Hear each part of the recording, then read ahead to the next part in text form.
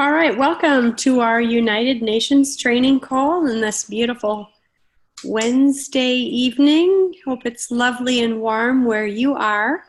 Thank you for joining us, and it's just so exciting that we have Lisa Hamilton sharing. And I was thinking about this today as Lisa and I have been working on these calls and getting trainers all lined up and things like that. And I thought, how amazing Arbonne is that it allows us to have friendships that we would never have. And I just think that is just it's just such a neat part about this business, because Lisa and I are sideline sisters.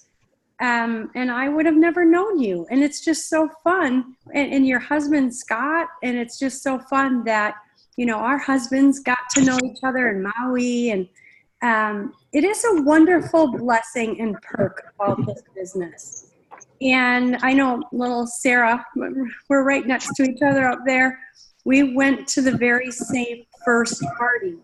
And really, Sarah, there's not that many people that kind of knew each other before Arbonne, and we just knew each other just a smidge. But how fun that we can use this business just to grow our friendships. Well, I'll tell you just a tiny bit about Lisa. She's married to her husband, Scott, 29 years, which is so awesome. Been in Arbonne for 11 years. She's from Chicago, but currently living in Austin, Texas, where I'm sure it's hotter than heck right now down there, right? So sweet that she has one grandbaby on the way, or one granddaughter and one more grandbaby on the way. And if you were on the 8 o'clock Discover call on the Discover Arbonne Facebook page, Alyssa is Lisa's daughter. So it's so fun that you could listen to those two back to back. So she is incredibly blessed to have Arbonne, and we are incredibly blessed to have you trained tonight, Lisa. So I'm going to let you take it away. Well, thank you, Melissa. Can you guys hear me okay? Yes. Okay. Okay. It is amazing. I am incredibly blessed to have found Arbonne 11 years ago. And I'll agree with you, Melissa. The friendships I've developed through this business have completely impacted my life in such a positive way.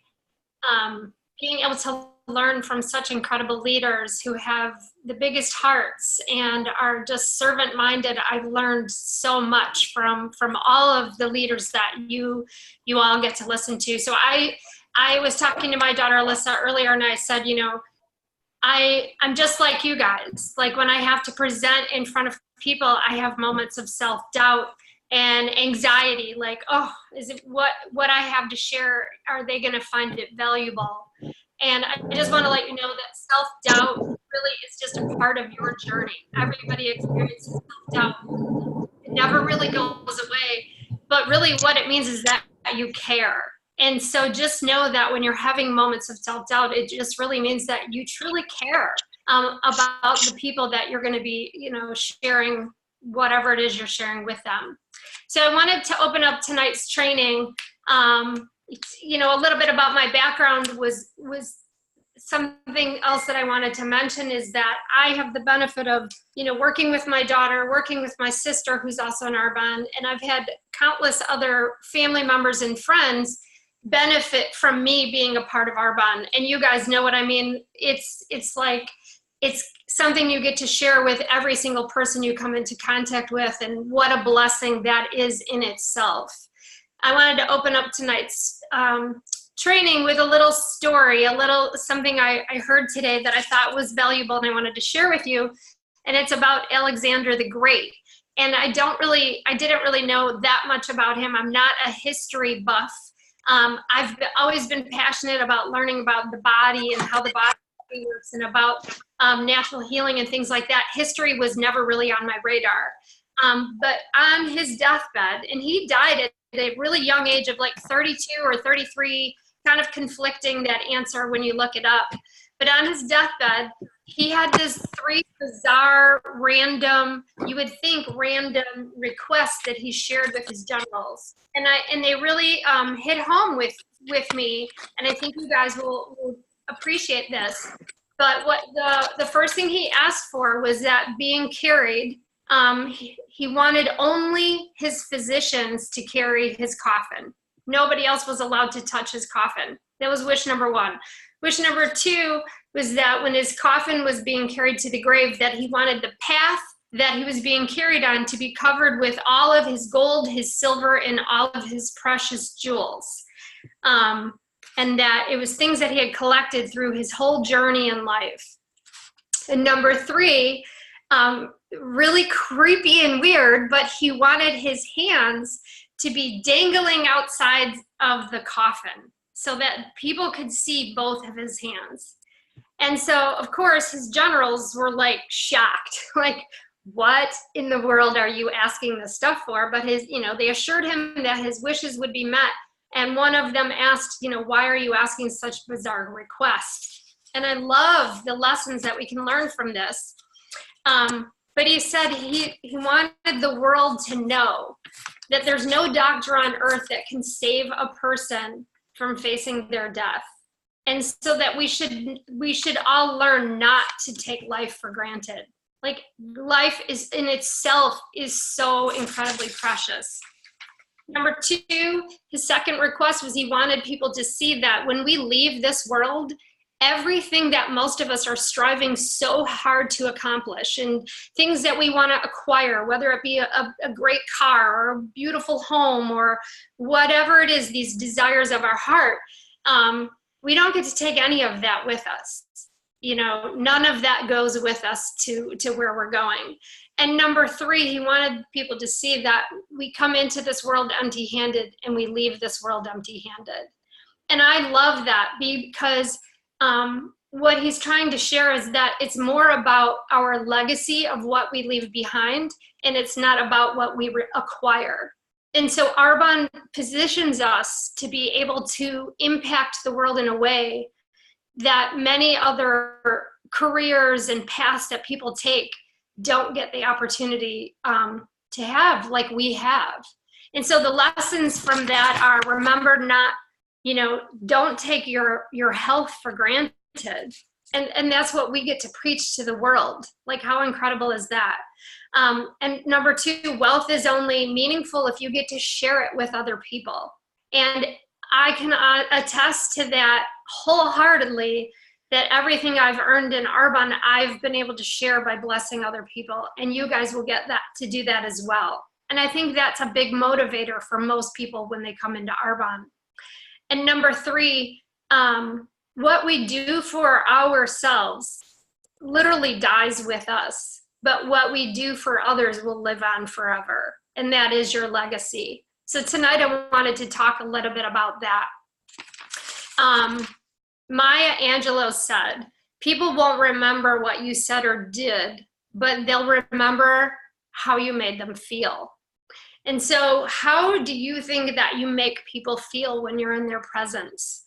I love getting to do Arbonne in people's homes. I love being able to do in-home presentations because I feel like that is like just the perfect atmosphere for really being able to sit with people, get to know people, and build a relationship with them. And so my goal, or my passion, I should say, in life, is for people when I'm with them to feel heard. I want people to know that I truly care for them, and so I want to hear what they have to say. And I want to be able to show that in everything that I do in life. So letting people be heard, cared for, and loved. That's really my passion. I'm an empath by heart, and so Arbonne really truly is the perfect environment for me. And what I've learned in life is when you can figure out what it is you are passionate about, it'll lead you to your purpose. Like, I didn't know earlier in life that my purpose would be to literally hear people, care for people, and have the opportunity to love on people. But Arbonne created that environment for me, and now that's what I get to call my purpose in life. And so that doesn't mean that I don't still struggle with moments of self-doubt. I think sometimes we have an illusion that when we reach a certain level of success, or when we become in a position or a title, that the self-doubts and the things that we originally struggled with will go away. I personally can tell you that that's not been the case for me.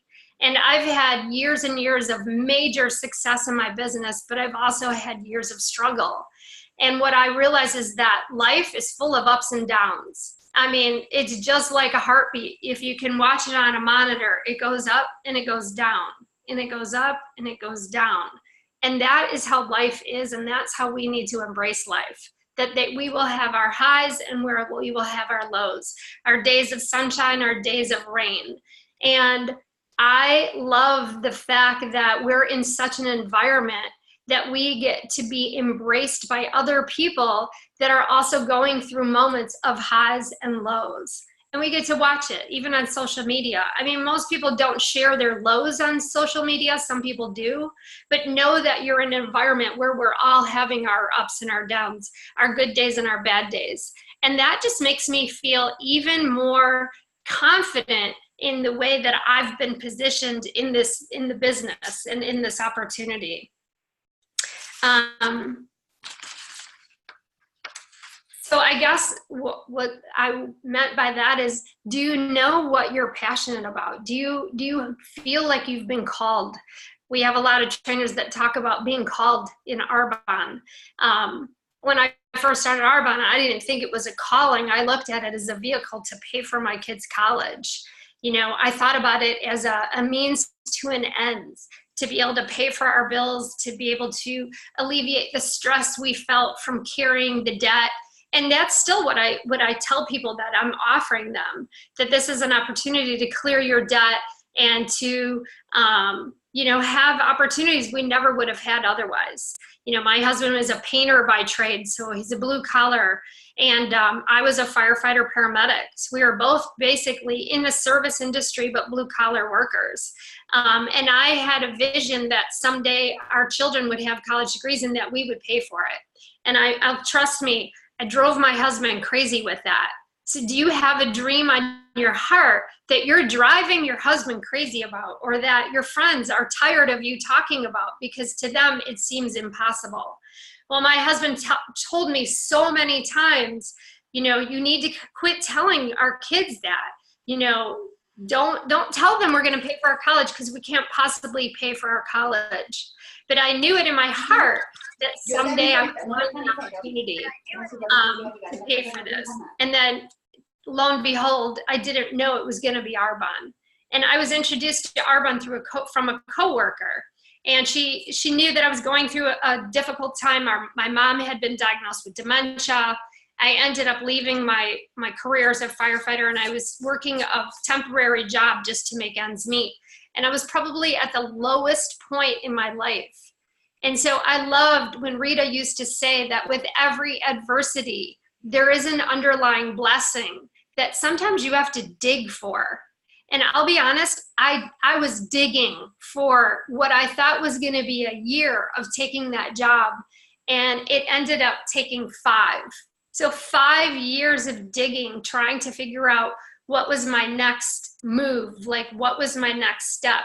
I had left a career that I worked many, many years to be successful in, and I had to walk away from it. And so sometimes you're going to find yourself in these moments, these lows, and you're going to have to dig. And sometimes you need to find a bridge. You're going to be faced with an obstacle, and you need to find a bridge, a way to overcome this point from where you are to where you need to be. And it will take digging. I started digging. I started getting into personal development.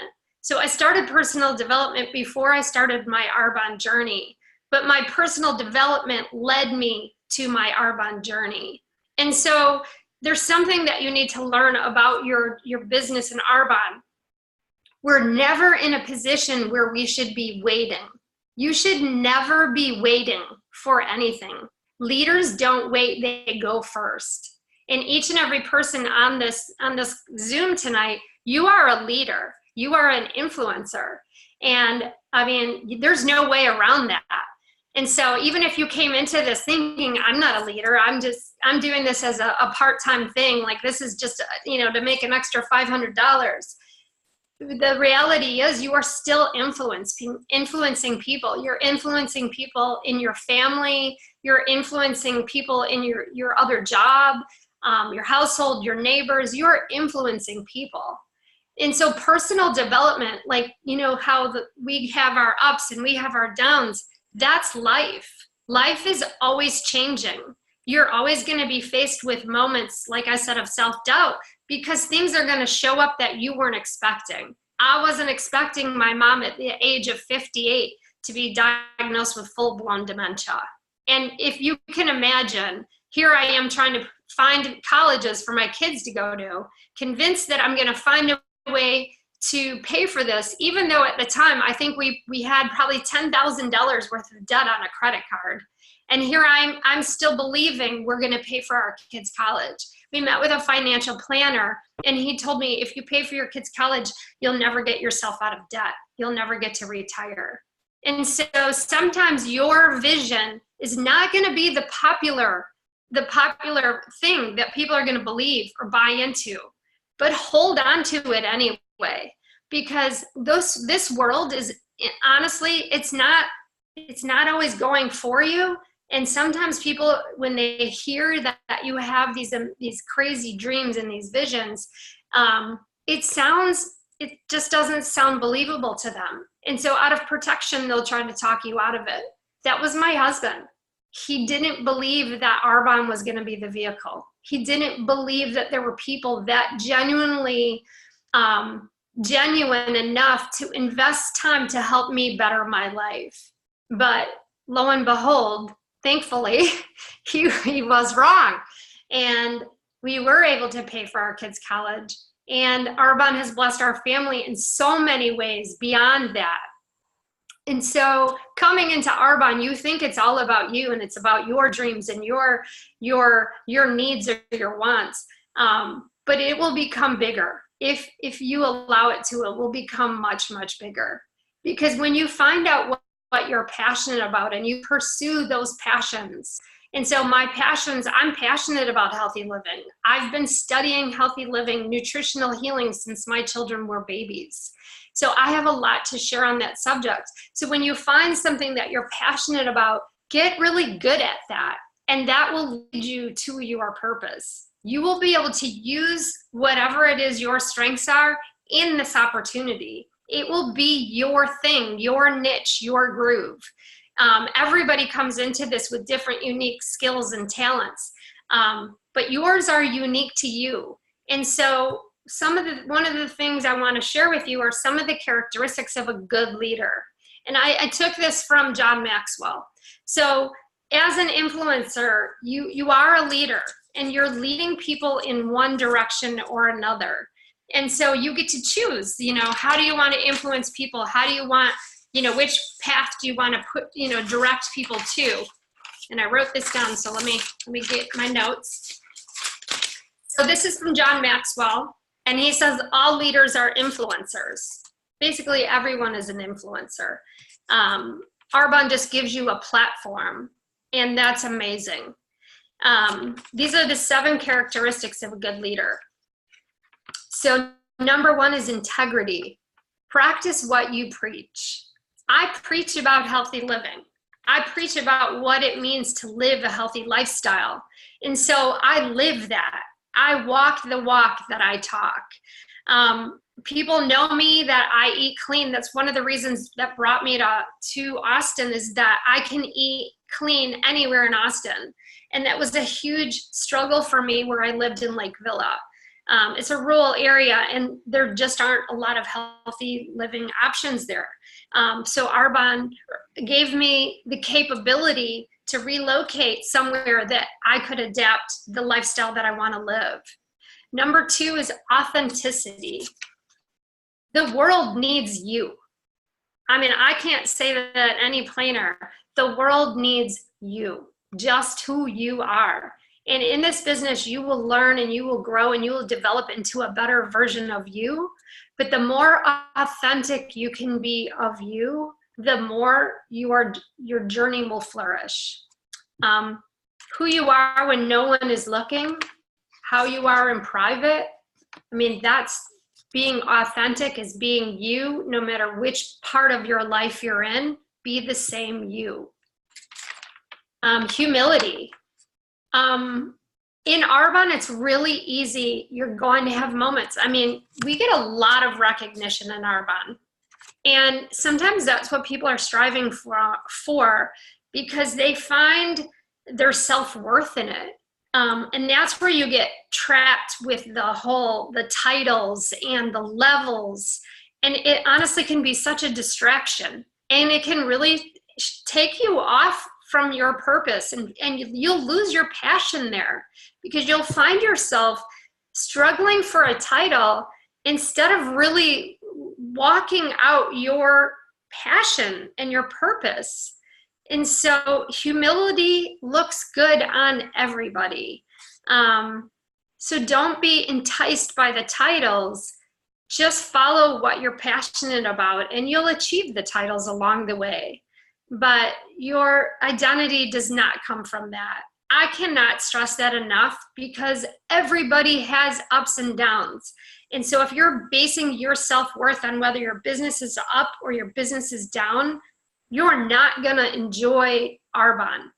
And I honestly love Arbonne, and I have moments of ups and downs, but that's not where I get my worth from. I know where my worth comes from, and you should too.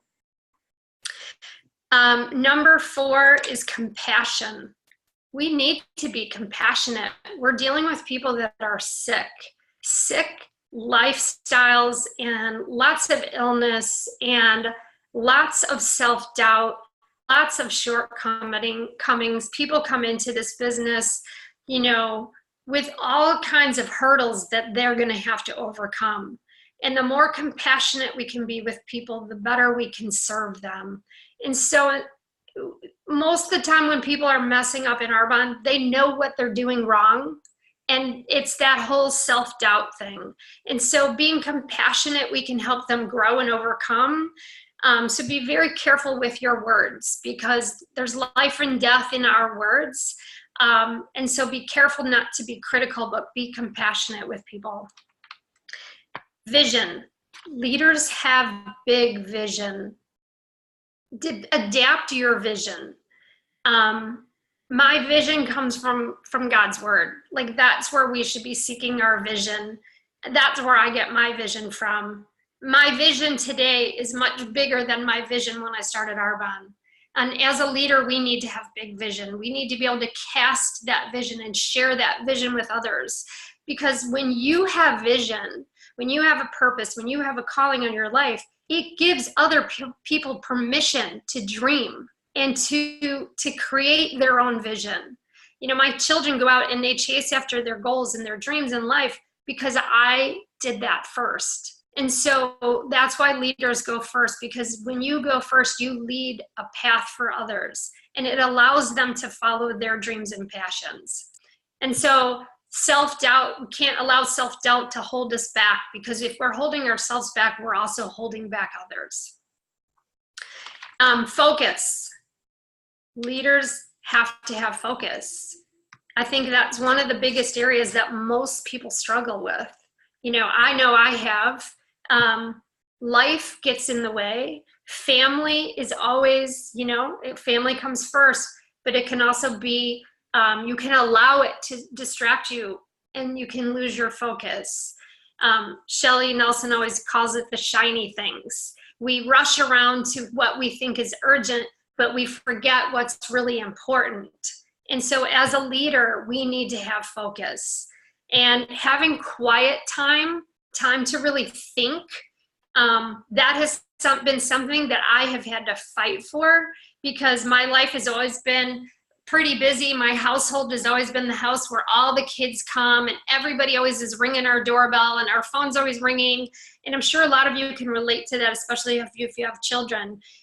Protecting your focus is really part of your job as a leader, because your team is depending on you to protect that focus. shortly after my mom passed away, I realized that I was completely off track with my focus. And out of I think, preservation, just from avoiding stress, I allowed my self-doubts to really creep in and distract me from my purpose and my passion. And I really had to create an environment to allow me to have some quiet time to be able to regain that. And so you need to have quiet time so that you can protect your focus. Carve a part of your day. I'm reading that book right now called Miracle Morning. Getting up earlier to allow yourself to have that time, that quiet time, to really prepare for the day, with reading, through meditation, just through having quiet time.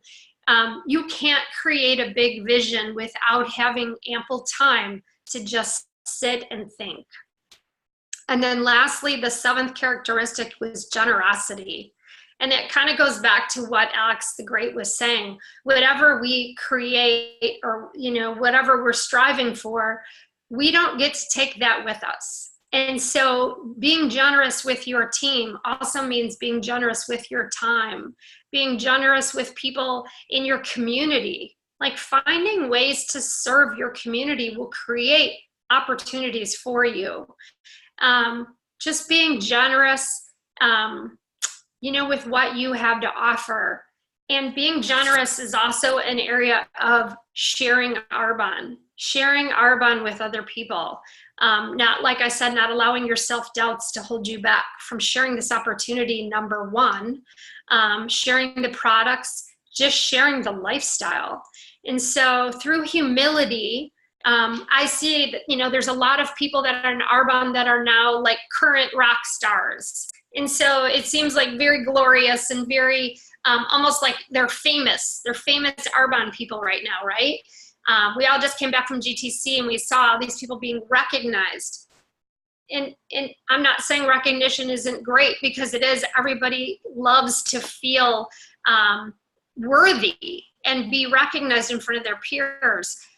But we need to be cautious of how we're responding to that, and not getting prideful in the process of that. And allowing ourselves to be generous, but not to be boastful. That's something that I have caught myself in times through my years in Arbonne, where moments where I realized I was being boastful without even realizing it. Sometimes do you have those moments where something comes out of your mouth and you think about it days, months, or even a year later, and you're surprised at something that you said? I've had many moments of that. And so I've learned now to be a better listener, sometimes just to be quiet and to process things when people are sharing things with me, and really allowing that to direct me, not being so quick to respond. And so leadership is a lifelong journey, guys. It doesn't happen overnight. Nobody's born a leader. Leaders are developed, and your personal development is going to be your guide through that. I'm just incredibly grateful for everything that Arbonne has allowed me in my life and in my family's life. And it gives me the passion to go out and want to share it with others, to overcome my own personal fears by, I went to a BNI meeting today, and Business Networking International. Never in my life did I think I would be a part of this. Somebody in Arbonne recommended it to me, and talk about feeling like a fish out of water. But every week I make myself go, because it allows me to make relationships with people in a new city. And I'm learning different businesses from different people. And school is never out for any of us. So seize every opportunity you have for growth, and just flourish within it. I just want to, it's 9:00, so I don't want to ramble, but I want to thank you guys for allowing me this time. It really is an honor to be able to share with you guys. Being in Arbonne for 11 years, I still feel like a newbie. So if you're wherever you are in Arbonne, none of us have arrived. We're all still growing. we're all still learning. And I just feel incredibly blessed that I'm allowed that we all get the opportunity for never-ending growth in Arbonne. So thanks, Melissa. I don't know if you can hear me still. Yes, I can. Thank you, Lisa. Fantastic. Goodness sakes, aren't these calls just awesome? So love them. Thank you for all that you shared. It's fantastic. So everybody, thank you and have a wonderful evening. Thanks, guys.